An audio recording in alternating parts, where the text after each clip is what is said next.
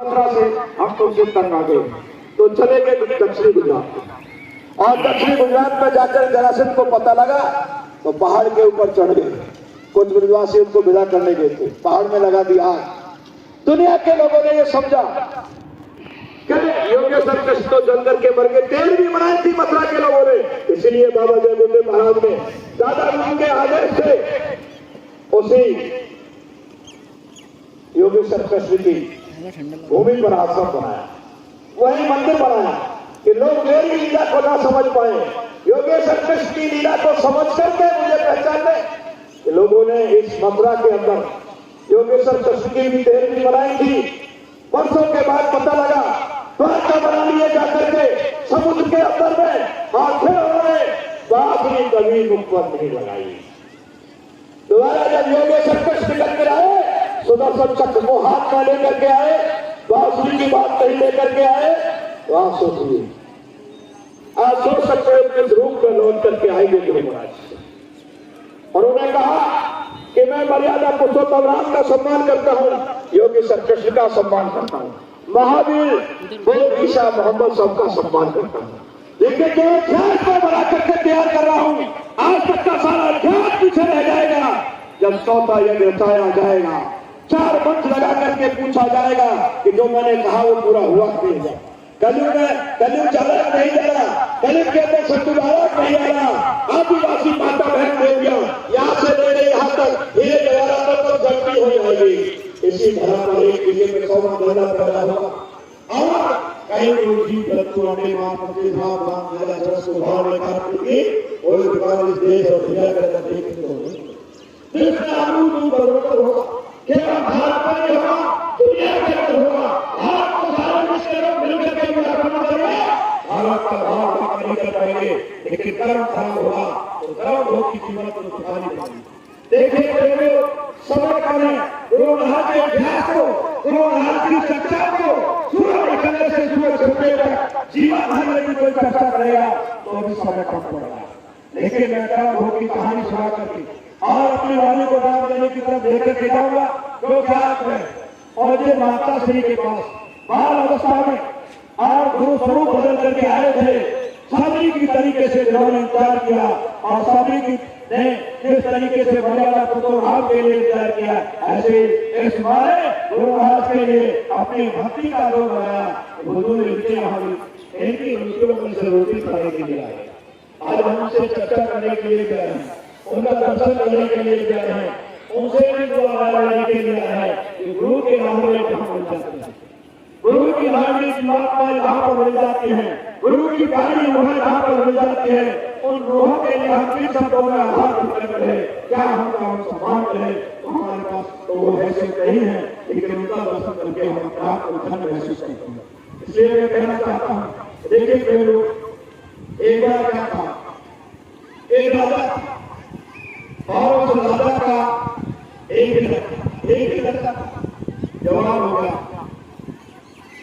राजा की शादी की, राजा ने बेटी की शादी की, राजकुमारी को विवाह करके महल के अंदर लेके गए। महल में राजकुमार अपने सैनिक में सोया, और जिस राजकुमारी को शादी करके आए थे वो अपने सैनिक में, राजकुमारी को नींद नहीं आती है, और आप इनको जाकर के राजकुमार के कक्ष में प्रवेश करती है। प्रवेश करने के साथ ही देखिए कि राजकुमार के पलंग के सरने पर एक तलवार थी, उसमें हीरे जवाहरात खड़े हुए चमक रहे हाथ में लगी। वो देखकर उसे रहा नहीं गया, उसने उस तलवार को देखने की कोशिश की। तलवार देखने के साथ उसने जान को बाहर निकाला, और तलवार में दोनों पर धार थी, चांदी की तरह से चमक रही थी। हीरे जवाहरात तलवार की चमक को देख करके वो घबरा गई, उसके हाथ से तलवार छूट जाती है, और छूटने के बाद राजकुमार की गर्दन में जाकर पड़ती है, राजकुमार की गर्दन कट जाती है। राजकुमार समाप्त हो जाता है, और राजकुमार भागा जाके ये क्या होगा, मेरे मसले का मेरे हाथ से खत्म होगा, एक प्रभु ये क्या लीला है तेरी, ये मेरे से कितना बड़ा अपराध बन गया। घबरा करके अपने शहर में चली गई। अपने शहर कक्ष में उसको नींद कहाँ आनी थी, पूरी रात जागती रही। जागती रहने के बाद प्रातः काल 4 बजते हैं, पंडित जी एक रहते थे वहां, बड़े सत्यवादी थे, कहीं दूसरी जगह से चल के आए थे। राजा ने उनको अपने मंदिर में पुजारी रख दिया था। 4 बजे जैसे ही उसने खड़बड़ाहट सुनी, घंटे की आवाज सुनी, तो राजकुमार ने रोना शुरू कर दिया। मेरे पतिदेव को मार दिया, मेरे पतिदेव को मार दिया। सब दौड़ करके आए। कौन आया सबसे पहले? महल में कौन आया? तो सबसे पहले तो पंडित जी आए। और तो कोई आया नहीं। पंडित जी को पकड़ लिया गया, कचरे लगा गया। पंडित जी को जवाब नहीं मिलता। खूब कहे कि मैंने नहीं मारा, मैं तो मंदिर में गया, कोई आया ही नहीं, तो मारेगा कोई? ये तो कोई सोच ही नहीं सकता था राजकुमारी से कर सकता। आप सब साथ इकट्ठे किए तो पंडित जी अपराधी हो गए। राजा ने कहा कि भक्त को अच्छा तो नहीं, बेटे बोलते देने की परंपरा नहीं है, लेकिन जिस हाथ से तूने मेरे बेटे को मारा है, इस दाएं हाथ को काट दिया जाए। दाएं हाथ काट दिया गया। उसके बाद पंडित जी वहां से रुखसत हो गए कि मैंने कोई गुनाह नहीं किया। उसके बाद मेरा हाथ काट दिया, यहाँ रहने का था नहीं रहा। वहां से निकल के दूर दराज चले गए। बहुत दूर जाकर के शहर में पहुंचे।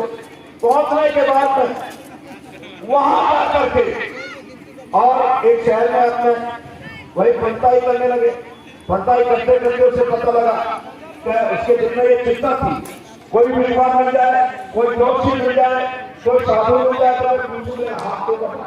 मैंने तो सतवानी झूठ बोलता नहीं, भगवान की पूजा करता हूँ, मेरा हाथ निर्दोष होकर के राजा ने काट दिया। ये अफसोस था। उस शहर में बहुत बड़ा ज्योतिषी रहता था। दूर दूर से लोग उसके पास आते थे।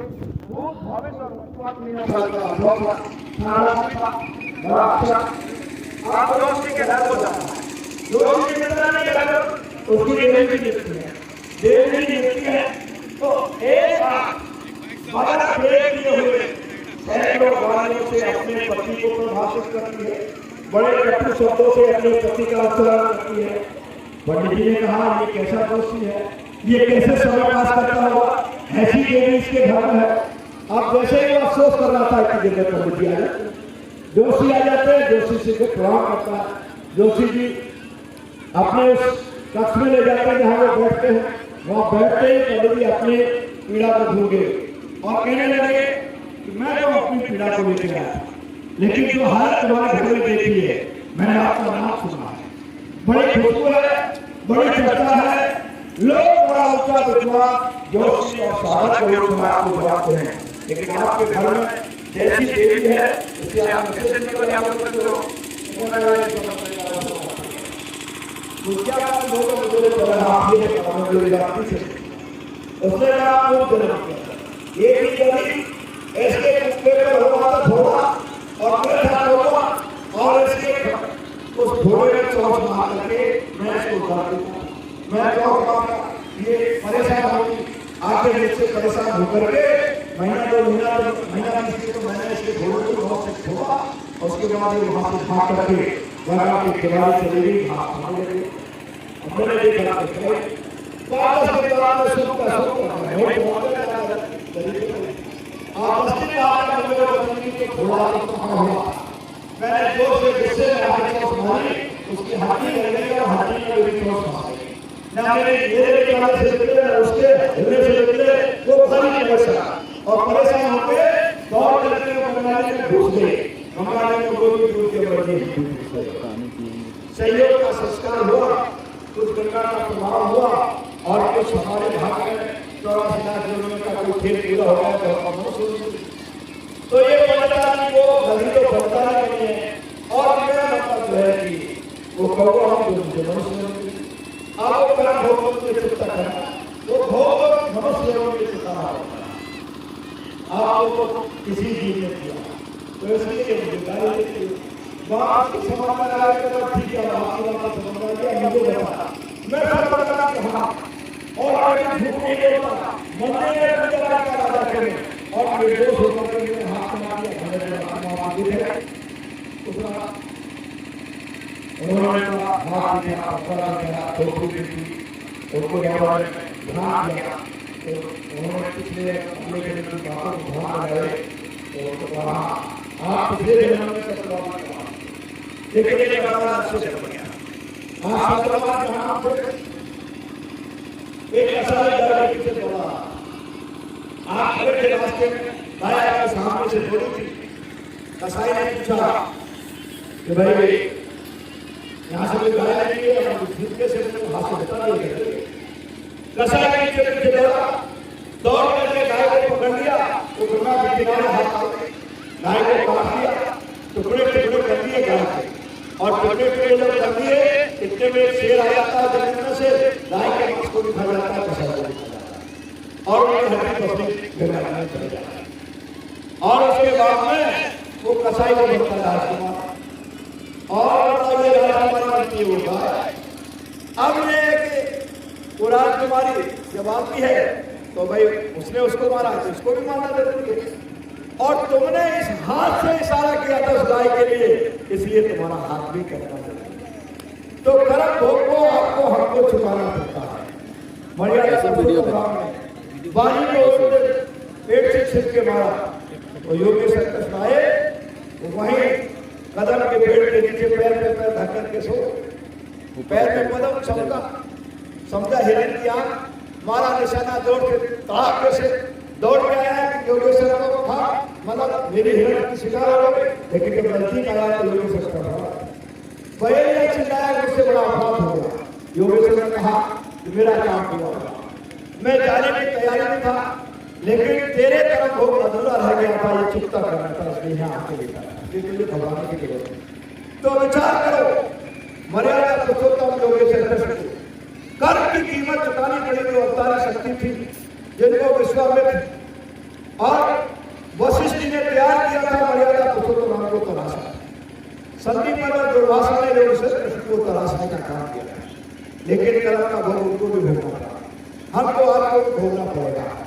इसलिए हम और आपको देखिए प्रेमियों, जीव हत्या तो अपन को करनी नहीं है। शाकाहारी हम सोचते हैं हम शाकाहारी हैं, हम शाकाहारी हम ये सोचते हैं, हम ये विचार करते हैं, लेकिन यदि हम जीव हत्या के अलावा और शराब मीट नहीं खाते, उसके अलावा हमारा कार्य और व्यवहार, हमारी ये वाणी से, हमारे वचनों से किसी को तकलीफ होती है, कोई हमारे गुस्से की वाणी को सुनकर कोई प्रताड़ित हो जाए, पीड़ित हो जाए, आप हत्या कर ले या ना करे, वो पीड़ित होती है, तो वो भी आपकी हिंसा है, वहां भी आपका शाकाहार भंग हो जाता है। इसलिए शाकाहार मन कर्म वचन से रहने और करने को हमको आपको सुधारने की आवश्यकता है।